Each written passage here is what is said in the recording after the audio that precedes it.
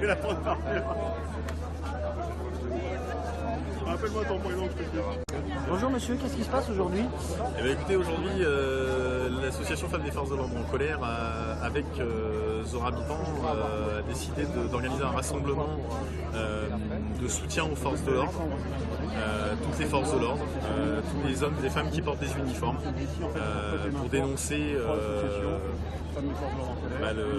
les dénigrements permanents depuis plusieurs semaines, notamment le fait que ces institutions soient des institutions racistes et que l'État soit un État raciste. Nos hommes et nos femmes, ils sont là pour assurer la sécurité de leurs concitoyens, la nôtre, la vôtre, et quelle que soit la couleur de la peau, les origines. Je pense que les hommes et femmes des forces de l'ordre ne sont pas soutenus par leur hiérarchie, notamment celui qui devrait être le premier de leurs défenseurs, le ministre de l'Intérieur. Nous, l'association des femmes de forces de l'ordre en colère, ça fait plusieurs mois que notre président, à l'instar de son bureau, demande à être reçu par le ministre de l'Intérieur. On parle de tout ce qui se passe aujourd'hui, de voir comment on pourrait essayer de trouver des solutions ensemble. Mais devant son refus permanent, rappelons encore aujourd'hui, nous sommes disponibles, nous sommes prêts à venir le rencontrer. Et la raison de la mobilisation aujourd'hui, c'est le soutien aux forces de l'ordre et la réaffirmation des valeurs de la République française, tout simplement. Puis, en France, on malmène un petit peu notre police, qui est un pilier de la République, tout simplement.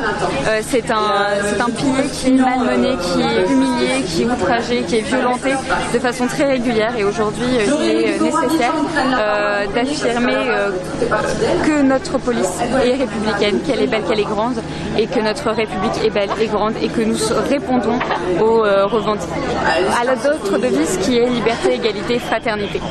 En tant que femme de policier, j'ai l'impression d'être complètement abandonnée par notre exécutif qui, depuis 3 ans, a refusé de nous entendre, de nous accueillir, de nous écouter et de comprendre nos revendications, parce qu'aujourd'hui, on n'a jamais eu le moyen de pouvoir les faire valoir. Nécessaire de faire le fameux amalgame, ce mot tellement à la mode et tellement dénoncé concernant voilà, certaines communautés à certains moments, et aujourd'hui l'amalgame envers toutes nos forces de l'ordre, on n'hésite pas à le faire, ça passe, c'est normal, ça dérange personne apparemment.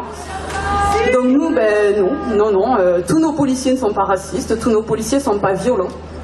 Et puis j'ai vu récemment combien nos forces de l'ordre, combien la République, combien nos valeurs sont piétinées, maltraitées injustement par des gens dont l'objectif n'est certainement pas de rétablir l'ordre, mais de nous proposer leur désordre. Et moi, ce désordre m'est insupportable.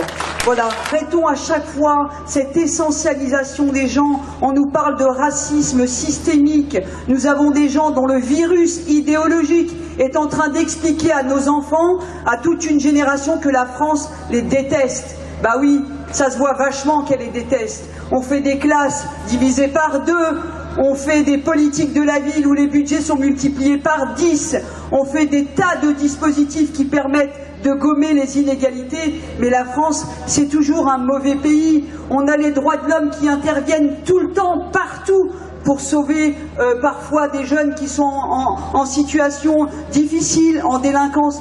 Mais quand est-ce qu'on va dire que notre pays est quand même un beau pays?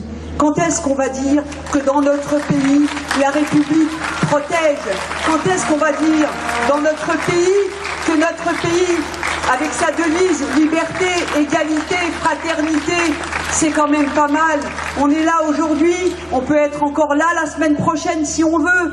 Moi, je suis une femme, je suis dans un pays où je peux me promener comme j'ai envie, je peux aimer qui je veux, je peux aller à l'école si j'ai envie, autant que j'en ai envie.